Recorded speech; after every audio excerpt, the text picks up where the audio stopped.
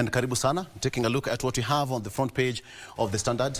Daniel Orogo also joining me on set. Daniel Orogo is a political governance, and he has got so many titles. I'll get back to that shortly. Yes, Ngirici, you are making a point. I think I'll give you 1 minute, perhaps, for the sake of courtesy, so that you finalize your statement. Kindly. Yeah, I was actually finalizing by saying that the government first, before they should sit down, okay? Then we can have something that is made public on declaration of what has been probably up to 1 month, Yes. 2 years ago on the pending bills, what has been pending. They can be given a timeline to pay, okay? Then from there, probably we can now go with that new declaration of the court that we can auction. Then probably they can stick to the laws and the Act of Public Procurement Act. All right, yes. Daniel, taking a look at this headline here. If your government owes you something, you can go to a parking lot and pick any GK if you wish, if you have got some nerves to do that. Court allows you. I mean, good morning. Good morning. Oloo, and good morning to our viewers, and sorry for coming late. The traffic jam sometimes appears unpredictable. Yeah. And of course, we thank God for the skies have opened and it's raining. An indication of a good planting season ahead of us. So I think I was catching up with a conversation when I was on set, and my colleagues were very candid about, you know, what's happening in the government. But again, I would agree that we are not a stateless, you know, a country where people would just walk in, you know, and pick what they want. I mean, there is regulations, you know, that guide, you know, public procurement issues, but as well. Also going deeper and diving into these, I believe that it's time. I was on a different platform and advocating that I believe it's time that the Kenyan national debt to be publicized. Let us really know exactly what the country owns domestically and what we owe, you know, internationally. This is quite key for us to understand the state at which we are when it comes to, you know, debt issues, you know, both domestically and internationally. But again, I think there is some government regimes have tried to put in measures that would, you know, austerity measures before to deal with a lot of spending and to deal with, you know, wastage, which I think auctioning, you know, some of these state properties that are no longer usable would actually reduce some of the cost of the spending and equally settle the bills, you know, that are still pending that government owes. So I think with that kind of really trying to delve into, one, just public, what do we owe domestically? Secondly, can we get into austerity measures? And then open laws that guides public procurement and dispose, you know, disposing part of these particular assets to the public or other entities. Very good. Thank you so much. All right. So what you have on the front page of the Daily Nation, this is what you have here.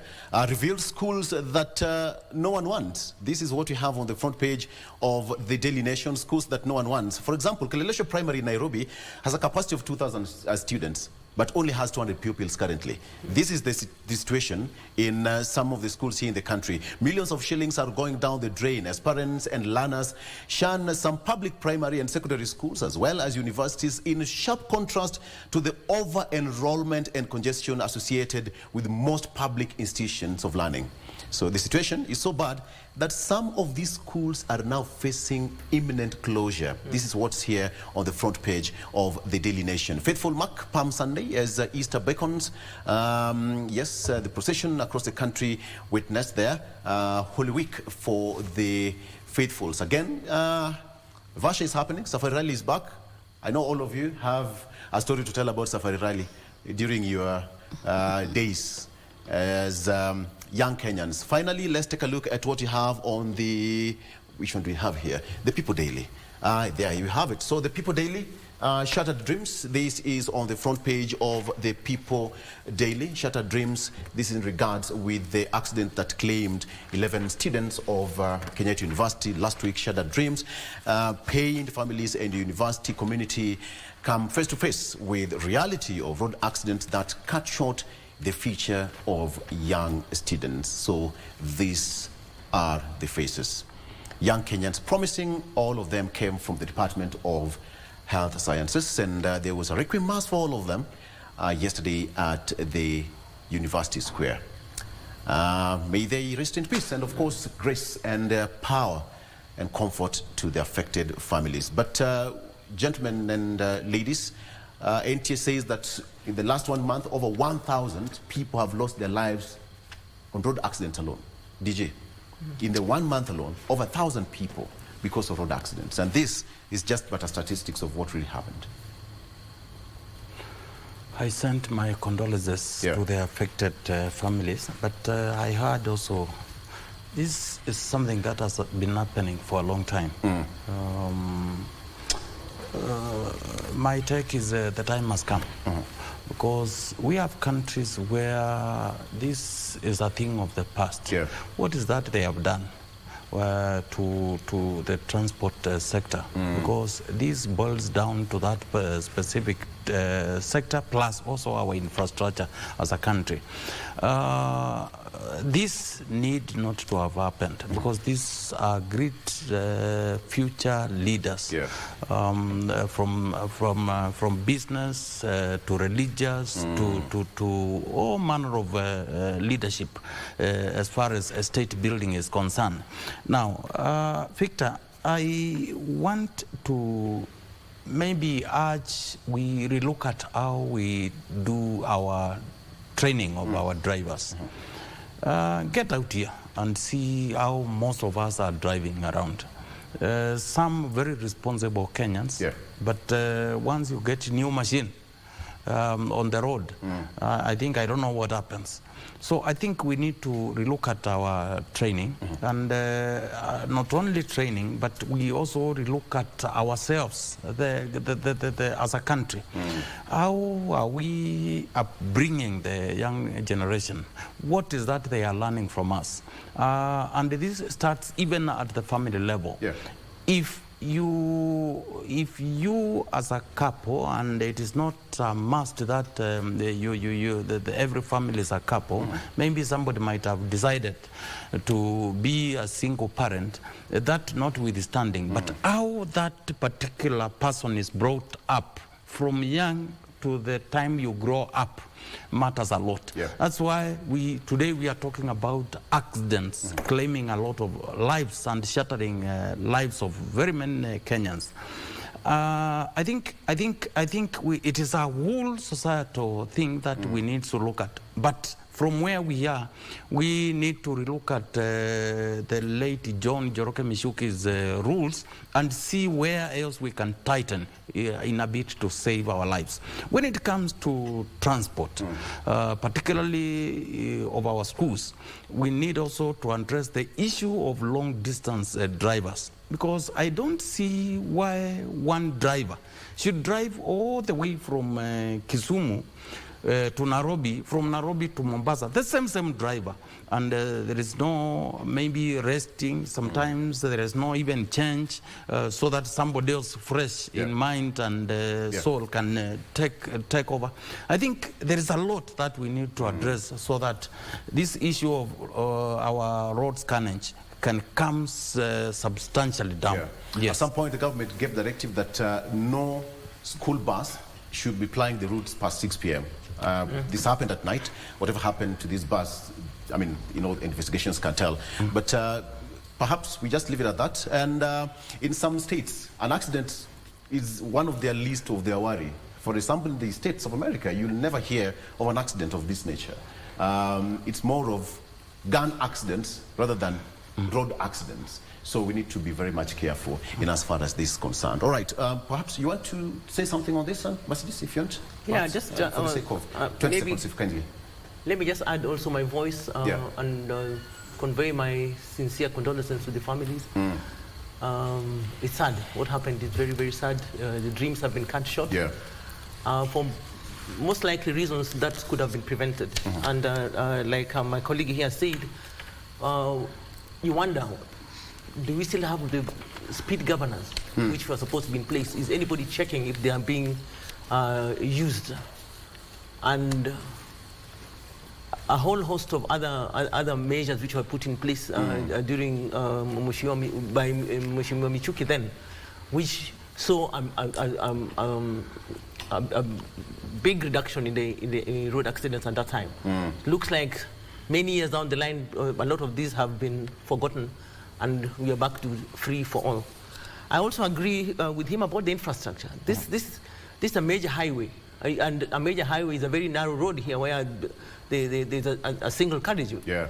We should be having 4, 5, 6 lanes one way, and that will make our roads safer. So even in terms of infrastructure going forward, are we looking at expanding our roads so that we can also increase? Of course, I understand there is a plan to expand Mombasa Nairobi Highway. And we expand it in a way that it's futuristic, not just for next year.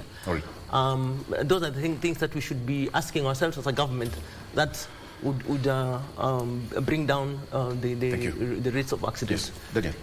I don't believe, I am one of the believers that if we do not address the traffic behavior, if we do not address the value system that we have as Kenyans, then infrastructure expanding the roads would not be an issue. I mean, it is not one way of curbing accidents. I mean, because we have got some infrastructural developments, expansion to refer to. Wherever we expand lanes, wherever we expand traffic lights, because you've just made a reference there that, you know, in some developed countries is not their worry about road accidents. Because if you visit, and most of us probably have visited those states, it is not, while the infrastructure could have been developed, but you look at the traffic behaviors.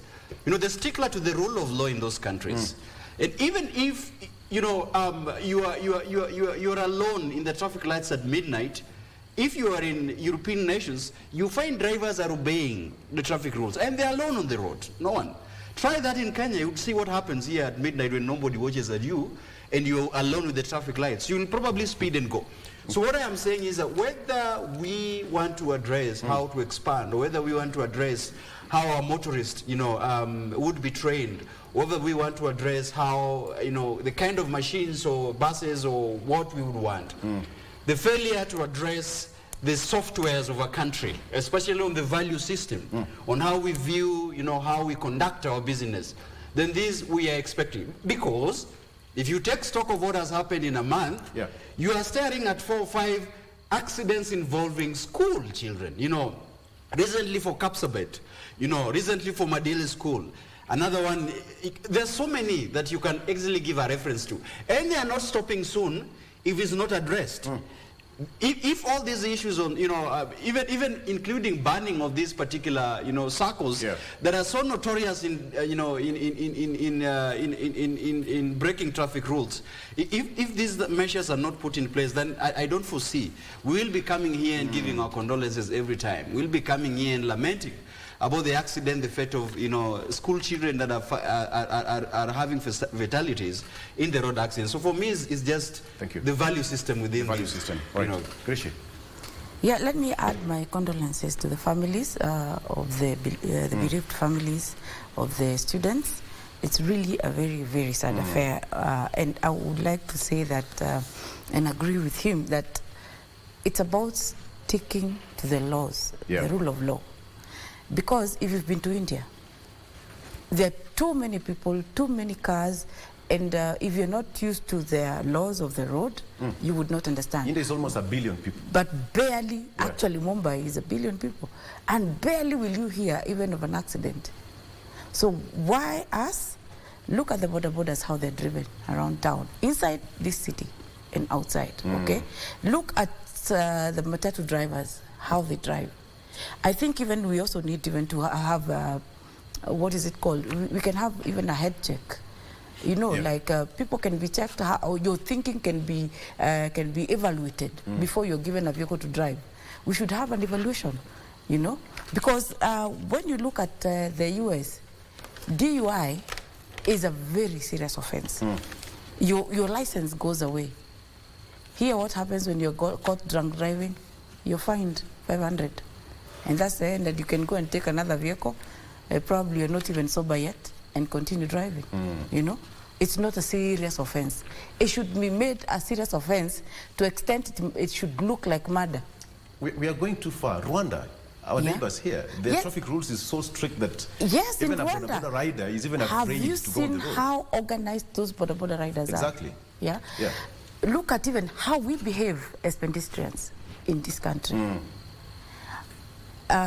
Most countries, even in Rwanda, Tanzania here, you know, if the light is not green, then you cannot cross. But here, what happens? People just cross. On the highway, people jump over the barriers, you know? And, you know, it's actually in most countries, developed, undeveloped, and many other countries, if you're hit crossing on a place like that, it's not a case. Even the driver does not even have to answer.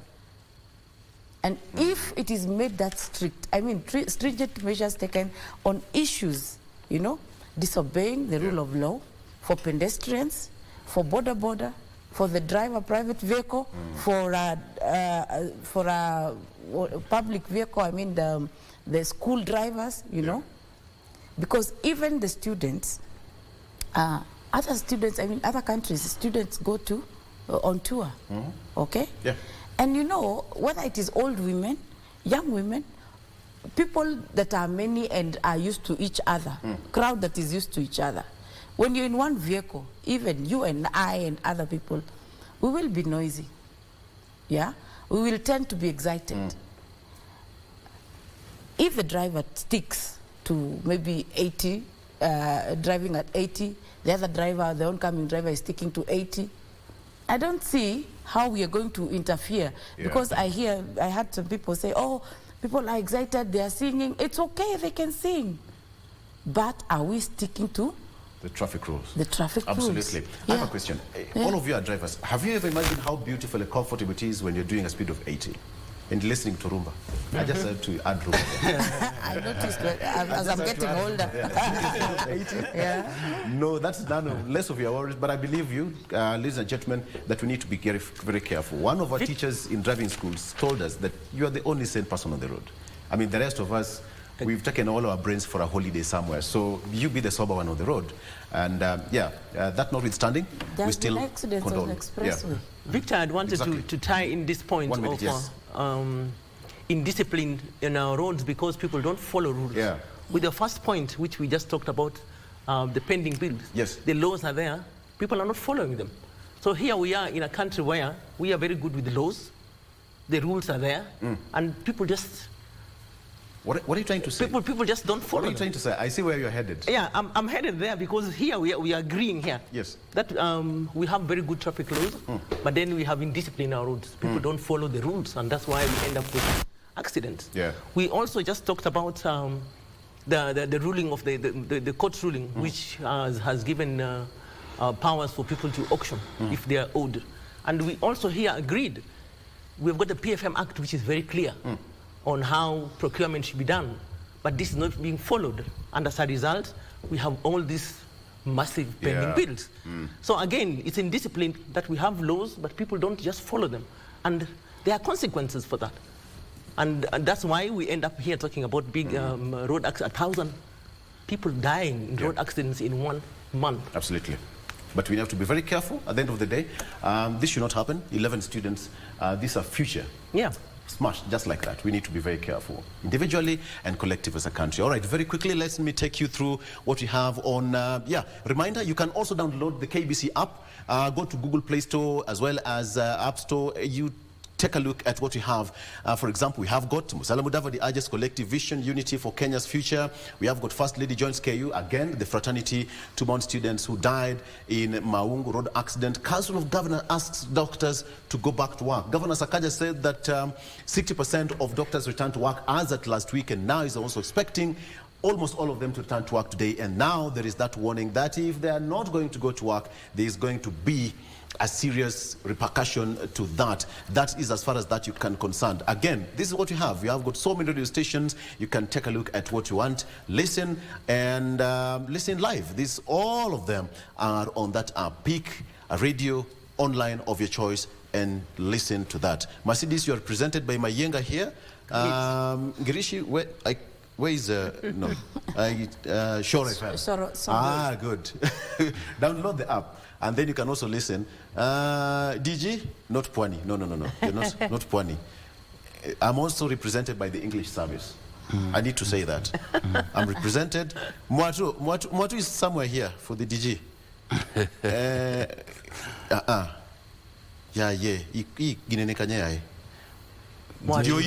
we go.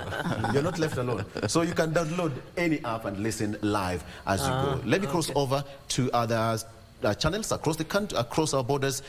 France 24, Russia charges 4 men over Moscow concert hall attack. This is what's on there on the front page of France 24. That's just across our borders. Also taking a look at what's happening across the world. 3 or 4 suspects charged with carrying out the concert hall attack in Moscow that killed more than 130 people admitted guilt for the incident in a Russian court on Sunday.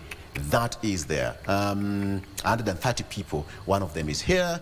You can take a look. It's also good to take a look what's across the world for our own knowledge. Again, this is something on the front page of the BBC. Russia charges 4 Moscow, act of terrorism, 4 of them. And you can see it's a serious offense there. Russia has charged 4 men, it says, that attacked a Moscow concert hall and killed 37. 3 were matched, bent, double into Moscow court, while the 4th one was in a wheelchair. All were charged with committing an act of terrorism, a serious international offense. You'll have to tell us this one, DG. Do you know this gentleman here? Looks familiar. Looks familiar. Okay. You'll tell us what the certificate was about, Polster, and this trophy here. I don't know this gentleman. You'll tell her who he is. Okay. So, gentlemen and lady, let's talk about the issue of democracy and the legal fraternity. Where do we draw the line? In as far as this is concerned, we are a democracy as a nation, and there are laws that's governing us in as far as our constitution is concerned. And when you come to our country right now, we are seeing a situation where the government is expanding the democratic space that we are enjoying right now, as enshrined in the Constitution. But the legal framework is also there that sometimes is somehow either pulling back our Constitution or strengthening our Constitution. So how do we tie democracy and the legal framework that we have? That at the end of the day, as Kenyans, we are enjoying our democratic rights, yes, but again, the legal aspects also will give us that room. I'm speaking because the current regime is facing litany of court cases as we speak. Many of them. In as far as even the last one, the housing levy, already somebody's in court already to challenge that. So we have democratic space, but the legal bit of it bringing us back. Daniel, open for us this debate. I am quite taken aback because, you see, the state of democracy has to be viewed by a number of factors. I am one of the proponents who do not just on board a theory that democracy is, it only remains as the rule of the people, by the people and for the people.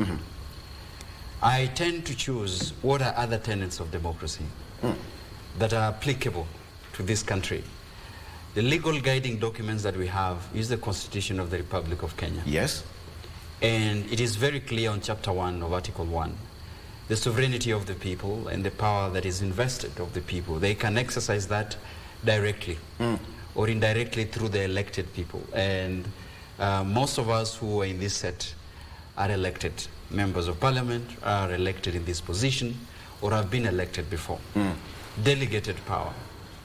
Now, the court cases that we are seeing is just part of the aspect of the exercise of democracy in this country. There are so many other aspects that we really need to interrogate and see whether they are functional for a functional, growing democracy that we have in Kenya. Yes. Do we have a free press? It's a question that you can answer, whether the press that we have is free and that can exercise. Do we have an independent judiciary? That is a question that, of course, we can see a litany of cases that you've just mentioned. That is both cases that are being prosecuted against the government. And the government agencies are even prosecuting themselves. You know, one institution is taking another to court. Yes. I think that is one until the President of the Republic read a riot act. That there is no way a government agency will take another one to court, even in the exercise of democracy. The other thing that I forsake to see is whether we have, we are respecting the rule of law. The one that now you've come back and we are having a conversation about. What are we seeing in terms of accountability, fighting, the agencies that are fighting corruption in this country? We are having corruption in, for example, the NCPB issues. I don't know whether it was mentioned when I'm not on set. There are evidence that Mwananchi has consumed, are using fertilizers that are not up to standard. How did they find their way? We are talking about the state of the nation as it is. A corruption that is pilferage of public funds, wastage, that we are mentioning. Things that you cannot really account whether we are having independent parliament or not. Yeah. We now have a parliament, is it a mongrel of parliament or we have a parliament that really questions? Is it an amalgamation of the executive? That is one of the things that we are looking at. The county assemblies that we have. Is county assemblies now, impeaching governors left, right, and center? So when you ask me about the state of democracy in this country, I am not only seeing it what is splashed on the papers, but I'm looking at it interrogatively with the tenets of democracy, whether we have it in this country or not. And I think those are the pointers that I believe when we want to interrogate democracy, we have to look at. Yeah. All right, Ngirici, don't squeeze too much out of it. We still have enough time. Ngirici, are we misusing or abusing the level of democracy we have? 2010 Constitution is, everybody knows, as per the Constitution says, according to Katiba, but are we taking care of that Constitution in as far as it's concerned, and perhaps the legal aspect of it as well? For me, I will look at it from the Vision 2030 perspective, yes, where one of the pillars was political, where we were supposed to have governance and rule of law, and where we were supposed to have the political part, the democracy part of it. And when you talk about that is when we were opened up, and I would believe that people who are born when I was born and have seen the country grow, believe that the growth has been positive until now, when we have gotten into the new era where we have to interrogate where we're supposed to have, whether we're going to have democracy that is going to be abused, yes, or democracy that is going to be used according to the rule of law, and how the country and as a people we are going to gain from this democracy. What is the growth for the country and growth for the people? Absolutely. As per the democracy and the rule of law and the governance? Well, the government has tried its best. We have had devolution where democracy has been devolved, where people have representatives at the level where they can reach them and make laws in certain areas that can befit your area, that is in the the counties, constituencies, and the wards to that level. In devolution, in governance now, this is where I tend to think there is a bit of, where you talked about the legal, this is where I tend to think that there's some misuse of democracy, where we used to say when I was in parliament that we needed a benevolent dictator, where we have someone now who will stick, because if it is for the gain of the people of Kenya, because that is where I'm saying some people are misusing, and some people are probably, in some areas, we are going well. But we are not going to say that we are moving well, where we are going to have now some, arms of government or some departments of government suing other departments of government. Yes. Finally, things that when we grew up, we said that things at home tunasolve nyumbani. So what is it that departments of government, one minister will have his department take another minister's department to court? That is where I'm talking about misuse of law. But where we find in government that we are being advised that something that may help the people of the Republic of Kenya. For example, when we talk about housing, it has been misinterpreted in some areas. Housing has helped a lot of people, and see the country population is growing. While I was coming here, I have found people who are sleeping on the roadside. this government is trying to get us not to have people sleeping outside, making sure that somebody who is making 3,000 can be able to have a shelter. But another person believes that it is the government that should make money, I don't know from where, and shelter that person. We must believe in taxation. We must believe that some route that the government is taking us is a good route, and let us not challenge it just because we want to challenge. Let us not go some way because we believe that it is our democratic right that we can sue the government anytime that we want to. I believe we must have a government that must also enforce the rule of law that shall not be looked at as a government that is belittling or a government that is fighting its own people. Very good. Yeah. Ngirici, it's been a cold night. I want to serve you some hot tea. This is a hot breakfast show. Let's take a break. Right back. It's been a cold night. She says that government should not be sued. Should not be sued. That cannot go unchallenged. No. You know, I mean, you can sue me. It's a breakfast show. I want to serve you tea very quickly. Let's take a break. We're coming back. Today we're talking about the state of democracy and law. Are we misusing? We have got brilliant brains. They have been in spaces of legislation and lawmaking. So today I just want to get their brains as far as this is concerned. Did they make laws that really is protecting us, or are we misusing the democracy that we are enjoying? Stay with us. Much more after this break. Stay.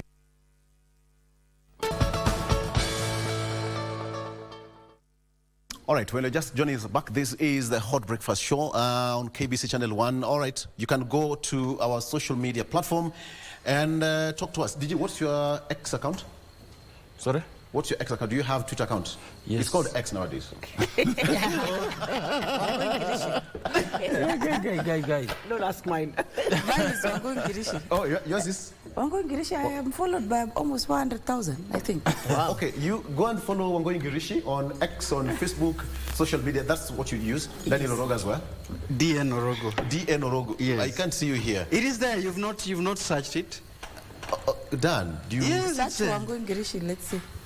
Okay, I'll search all of this, then add you from our platform. Yes. Masidis, No.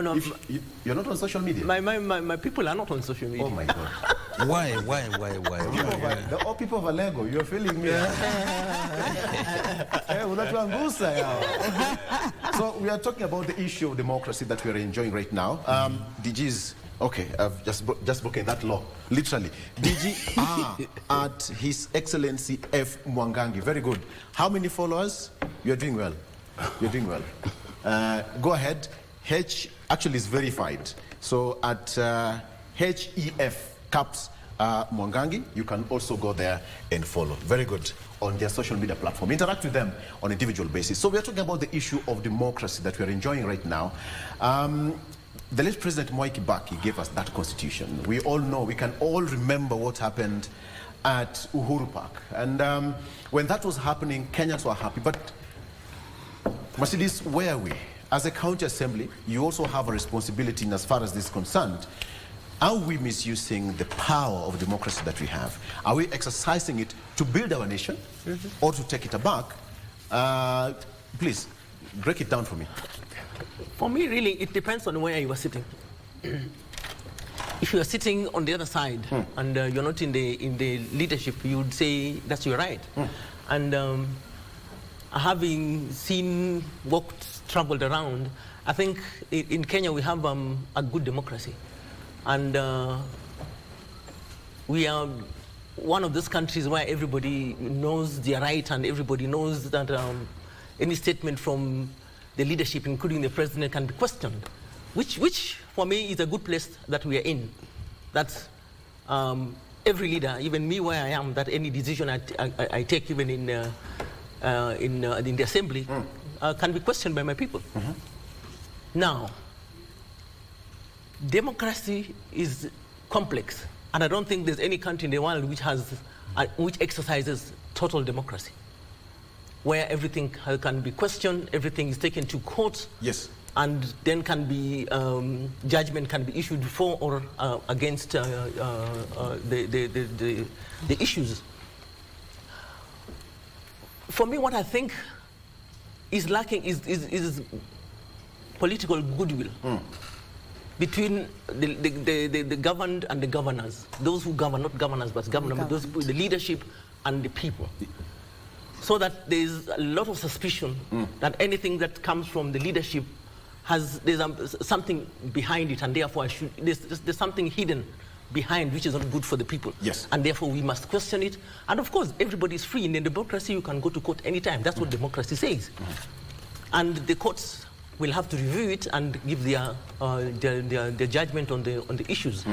So for me, I think the leadership must take a back step first and build the trust in the people, that you can trust me, just even in the family. Yes.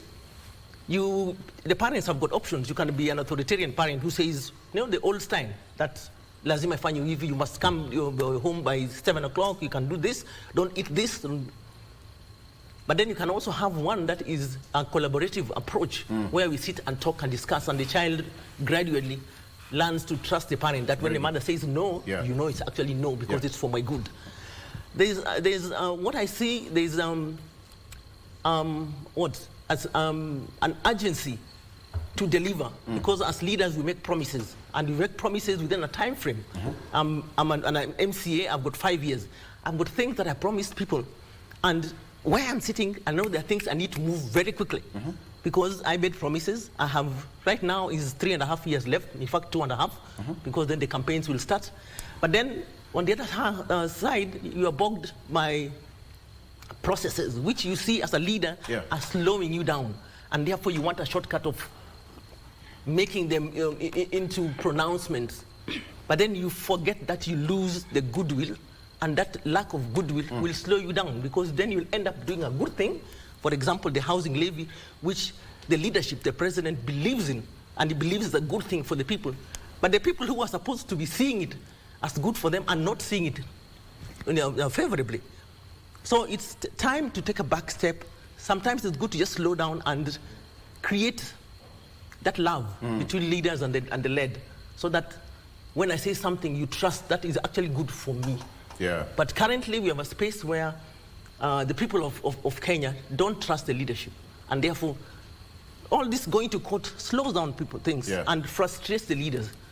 So on the one hand, I want to do good things, and you are not seeing it, you are slowing me down. I get frustrated. And that really stifles the growth of democracy. True. Yeah. I really wonder, DG, let's just bring it back home. How do you interact with your people in Machakos, so that they also help you,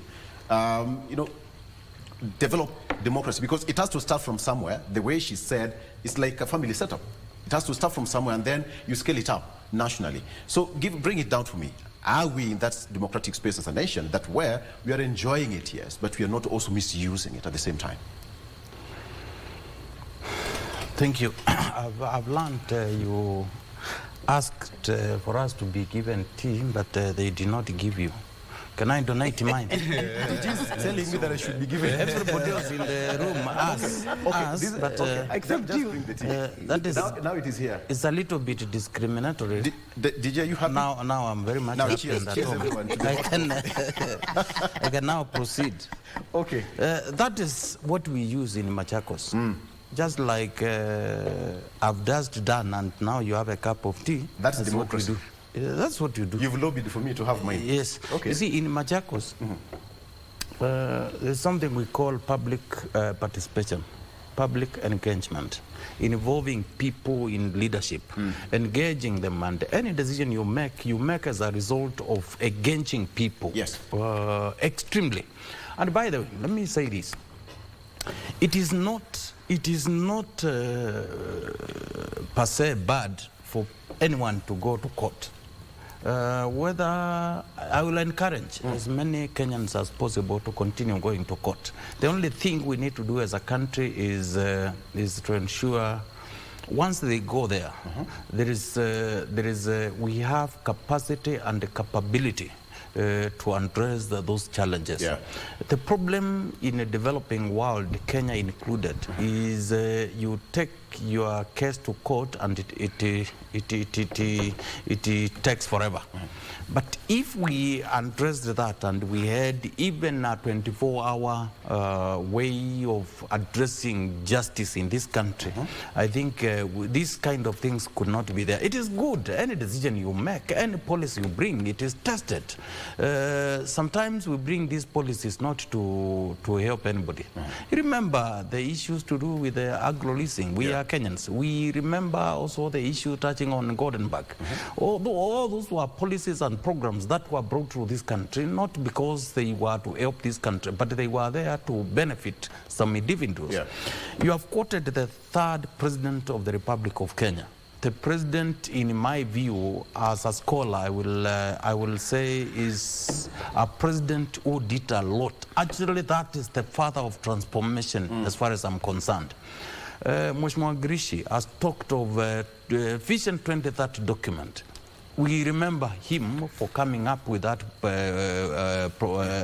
with that program.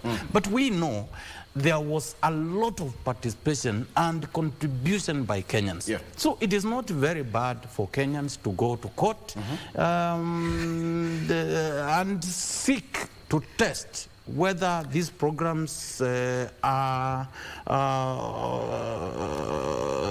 move along with our constitution, and whether they violate any human right. It is good. The only thing as a country we need to ensure we have a fair judiciary, judiciary that is enabled, enabled financially, so that they can have as many judges as possible. We have people who can make sure we are working on issues that are being raised. Finally, we have a democracy, yes. But this democracy, I think some of us, in practice, we behave worse than autocratic regimes elsewhere in the world. Because when you see some abductions by sometimes people suspected to be of our security agents, when you hear some of the pronouncements by some of us, like either myself or somebody else out there, and you are an elected leader, but what you are advocating for is you hear statement like upende musipende, you know, this program has to continue. You are forgetting, irrespective of which level you are of leadership. You could be an MCA, you could be a deputy governor, you could even be a deputy president. You are exercising a delegated authority by Kenyans. And you are using their money. We are not using money from your pocket. So I think there is something we need to take away, which I think it will make a lot of sense to most of us, and avoid committing crimes against Kenyans when we are in the office. I think we should do away, for us to advance our democracy so much. I think we should curb when like president is in the office, let's not touch him. But when he or she is out, I think anything you committed and is criminal in nature or went against the oath you took in the office, you should be brought to the book. Our people. Trump is in court right now. Trump is court, for example. Then they'll say our person is being prosecuted. And that is our thief. No. And the money. It has happened. It has happened in this country. I mean, are we living in Mars? You see, there are people who've been taken to Anti-Corruption Commission because of the cases that are glaring, and there's an evidence. A whole community have escorted them to the Ethics and Anti-Corruption Commission, and said, you know, we better suffer with our thief. You know, one of the things, and I agree with the DG and the whole panel here, is that, you know, we are putting a lot of responsibilities to the elected leaders, of course, because of the delegated power that are given to them. I sit behind and question the civic competence of the Kenyans. And I think what about Mwananchi? That's what I'm saying. This cannot always go unchallenged. And I've been on platforms and I'm saying that until the voter becomes responsible for the decisions that they make, then we are going to have a total democracy being interrogated. Because how then would you, expect, a DG, a governor to work, a member of county assembly to work, and all these people who to work, if by the time they were campaigning, you make their campaign budget an exuberant budget by extorting them there? Where do you want them to get the money? So there needs to be responsibilities that the voter has to take with the choices they are making. And equally, let them not be surprised that sometimes they might not get services because the people they are elected do not come from us. So this is one thing that we have to discuss. And finally, the assumption that public participation is just, ticking and checking boxes. Yeah. This is one thing that we must discuss as a nation. Because you remember public participation is included as one of the tenets in Article 10, as one of the national values of principles of governance. What does that say? It then says that the premium we give to it must be very important. I have seen that has been violated at the National Assembly, at the national level, when Kenyans presented their views to you remember there was a time issues about the budget and the VAT and all these things and housing levy. The executive went ahead and implemented by the government side, stepped aside, and they were like, telling the citizens, what can you do about this? It's like, showing the citizens that they have the power to do all this. So public participation must be included, and that's so far. It must be inculcated in all government decisions.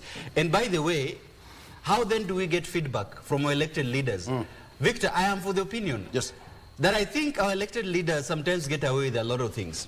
Until we foresee that we must recall the members of parliament. If there will be one issue that one of the constituencies will one day recall a member of parliament, then the rest will be given a red card. People will know that it's not just a walk in the path. We have seen situation where the county assembly... You're raising an issue, Daniel, because when you say delegated duty and powers to the elected leaders, perhaps that explains why I, as a voter, will go to the ballot box and say, I'm voting candidate XY. And now all my powers are delegated to him. I would expect Ngirici, if I voted for her, to take all the powers that I've delegated. That's why inasemwa, mwananchi mheshimiwa ameenda wapi? Hii barabara tunatengeneza na mheshimiwa. But you see, as a common mwananchi, do I need to understand my role in enhancing democracy? Ngirici. No, but I didn't finish. I don't know why. Why you as you let Honorable Ngirici. So just in a second, that's what I was saying. Would you donate your time to her? Okay, go ahead then. All right. I think the last one is also just feedback. Go ahead. We need to find avenues of getting feedback. And Mheshimiwa, my MCA here have said that, you see, my people, the only feedback you're asking us about Twitter and about social media, how do we interact with the people? I can confirm, one of your electorates have confirmed that they're on Twitter. And you actually need to get to these spaces where we find a way of getting feedback to the people. We can't assume that these guys are not always on these particular spaces where I get them feedback. All right, go ahead, Ngirici. Yeah. So I want to also agree with him that choices have consequences, and we need to it's a civic duty of our people also to realize that when you elect me, there's the work that you've given me. Before you complain, there's the work that you've given me. And that is the work that I should first give the priority. I should prioritize that work that you've given me. And that is where you find that the elected leaders will be having every other Sunday, will be invited for a harambe in church, will be invited for, and they're going to be weighed or scaled by the electorate on how many harambes, how many funerals they went to, and how many other things that they did, away from what did they bring in legislation, how did they help in the work that they've been given. For example, the CDF, they have the CDF, you have the GAF, you have all that money, but you're not actually, they don't measure against how you utilized what you've been given. It's how many times I saw you and how much you gave me throughout the time that you're there. I think our people must now start gauging their elected leaders on the performance contract that they've given them, and the performance contract should be based on the three things that they're supposed to do: legislation, representation, and oversight. They should first gauge them on that. Then from there we can have now the other. The rest of the things. Otherwise, we are going to have the same thing being repeated day in, day out. That were you kind enough to give me 1,000 shillings when I called you? Yes. Or 15,000. Yeah. And you will find a lot of electorate, not all of them though, at least 30%, they will keep threatening Mheshimiwa that you did not pick my call, that you did not send me 5,000. So that is Wanjiku's understanding of democracy. Once I elected you, that's Wanjiku's understanding of democracy. Yes, that is Wanjiku's understanding of democracy. That is why we said, also our people must have civic understanding on why they elect leaders. Because when they are told that, when we go and tell them, well, elect me, and you must always remember that your choice will have a consequence. Then now they'll call me, you know, since you left, tumeumia. But you see, now they did not understand the choice and the consequence of not having that person that was going to do the three things that you elected them to do. The question is, so does Mwananchi really understand what democracy? Because you as elected leaders, you cannot enjoy that space without me as a voter. So which means I am the most important person here. That person here, that voter, is the most powerful tool to enjoy that space. But does Mwananchi understand the level of democracy that we are enjoying today? Masidis? No. I think Mheshimiwa Ngirici has just explained where we are, and I'm just telling her what you are feeling, and the MCA feels double or three times, because the MCA is at the grassroots every day with the people, sleeps in the village, and everybody there expects the personal, I don't want to call them handouts, but then the social welfare are much more than the three roles of the MCA, which is the same as the member of parliament. So really, for me, and from this first experience of mine as a legislator, there needs to be a lot of investment in civic education.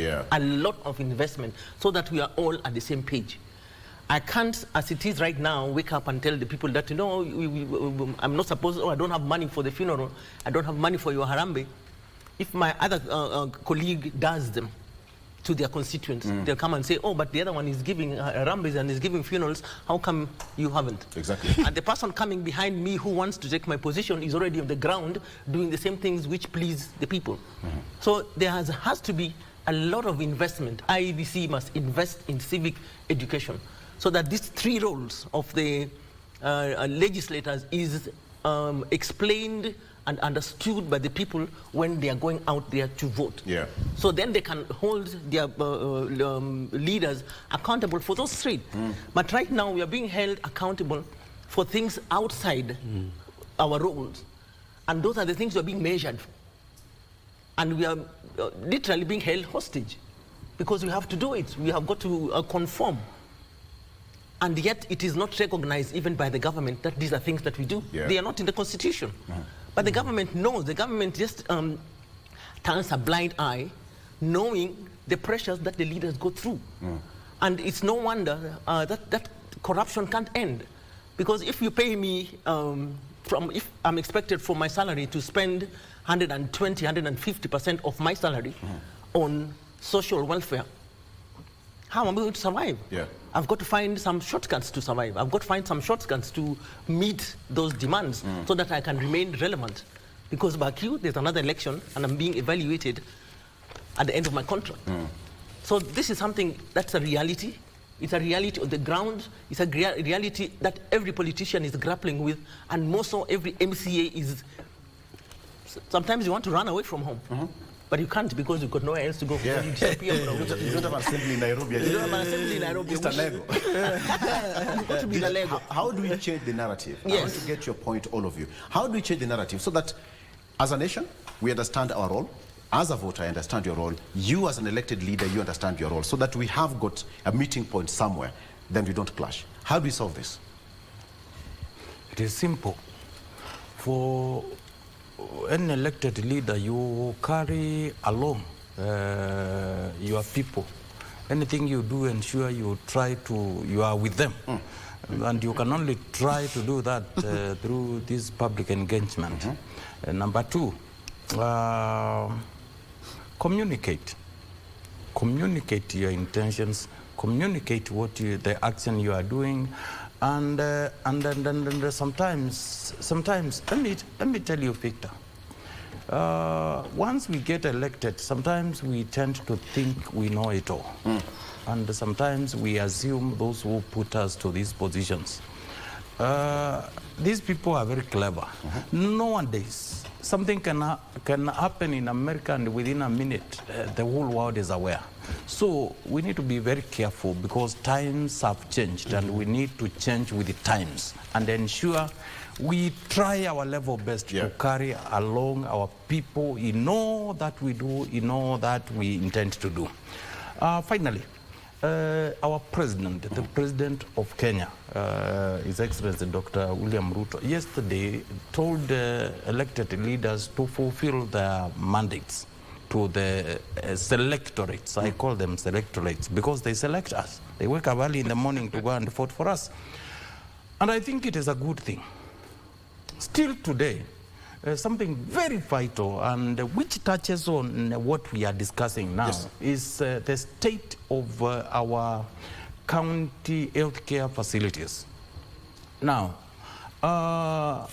in a bid to fulfill that, you remember, Kenyans remember, in the last elections, there were two formations.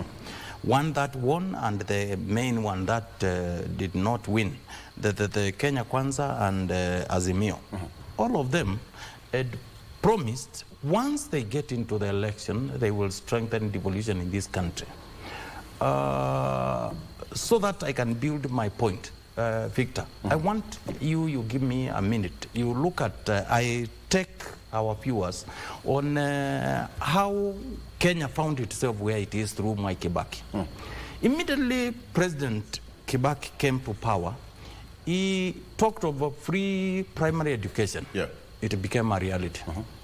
He told Kenyans, since many parts of this country, 3/4 of this country appeared to be marginalized, he tried to bring funds and the development that was to touch every part of this country. You remember the issue of Youth Enterprise Fund. You remember the issue of CDF, power money that went to electrification money that went to each part of this country, roads money. That was devolution. And that was actualized in our current constitution that we have at the moment. The only way to develop and transform this country is through devolution. So I think as part of it, I think the government, although I don't know what they found as far as the coffers were concerned and the debts we keep on hearing, I think it is high time we address devolution in a way of maybe, if not possible, at least 40% of our revenue should... I have to say that this is part one, because we cannot talk democracy in 1 hour. We can't. This is just part one. Daniel, in 1 minute, we are already past time. Kindly, 1 minute. Solution, part two will be coming, I promise. Solution. You solve poverty situation in Kenya. What do you mean? Yes. Why are all these taking place? Because the desire for Kenyans to have a socio-economical fulfillment and have their lives becoming meaningful as players in the, in the national issues. DG has just mentioned something here about, the regime of Mwai Kibaki. And it could be before even the constitution. The former president was trying to sort out the socio-economical issues. Housing, employment, health, education. Because at the end of it, whether you are an MCA, whether you are elected member of parliament, you are either finding your way too difficult because there's a demand to fulfill these particular socio-economical issues that are affecting Kenyans, and hence is having an impact and an implication to our political and even legal issues. Okay. So I think that for me, it is the solution. Part 2 of this. These are continuing series, I promise. Yes, Ngirici, in as far as this is concerned, there's no democracy in the Kenya Seed Company. People are getting fake seeds around. Putting you on the spot on this. Literally. No. What's happening? Actually, no. What I said earlier was that from the economic pillar of the vision that was the fourth quarter was launched recently. There was the agriculture part. And in agriculture, we were supposed to have the subsidies of subsidizing of fertilizers, providing technical knowledge in schools and all those things. And let me tell you, we have gone so far as accomplishing these things. Now, demand is very high for things like fertilizer and seeds. Now, again, there are those people now, the thieves and the actually I would call them the bad people, because they want to destroy the food security of this country.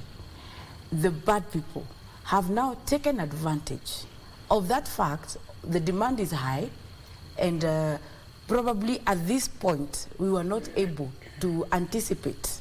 Okay, I've been in Kenya Seed for only a few months, but you know, we always say that this is a continuation. So I cannot blame the previous board or anybody. But I will say we have actually planned now for the next 3-4 years. So I can assure you that in the year 2024, going forward, we are going to have enough seed, we are going to have good fertilizer, and with the malt agencies, I am telling you, the malt agencies have already partnered with us. All the KEFIs, AFA, and all those other departments, we have partnered together. And that is why we are telling the farmer, once you get a packet of seed, you buy from any agro person who is selling, just make sure the sticker that is there from KEFIs is scratchable. There's a number there. There's a toll-free number. Send that number. Can you save this for another time? Let me just finish. I want to tell the farmers, because they have to do that for them to get to know what is fake seed and what is the real seed that is that they can plant. Okay? Because if they do not scratch, they do not send that number to toll-free number and get the answer that that seed is good, you can plant it, it is certified, it is quality seed. I promise to bring it back. Maybe, I promise to bring it back. We can advise, time is up, time is up. I promise to call you back, Ngirici, because the farmer needs to know, without food, Kenya, we depend on agriculture. And we need to explain to Kenyans what's really happening. On social media, we see people now packaging sand, you know, stones, etc., in the name of fertilizer, in the name of Kenya Seeds. As a company, what are you doing? I promise to call you back so that we can do an explanation. Absolutely. But we are also taking care of it through the multi-agencies and the government. It's sad that we did not discuss that, but it's fine. It's okay. You all know when I say something. Purity Ngirici, former woman rep of Kirinyaga County, right now the chairperson of Kenya Seed Company. Daniel Orogo has so many titles. I'm not going to get to that. I don't have time. Masidis, thank you so much, all the way from Alego, East Alego ward in Siaya County. Thank you so much for joining us, and Deputy Governor of Machakos County. Thank you, ladies and gentlemen. That's all we had time for. I wish you had enough time. Yeah, meet Karumo. Thank you for watching. Good morning.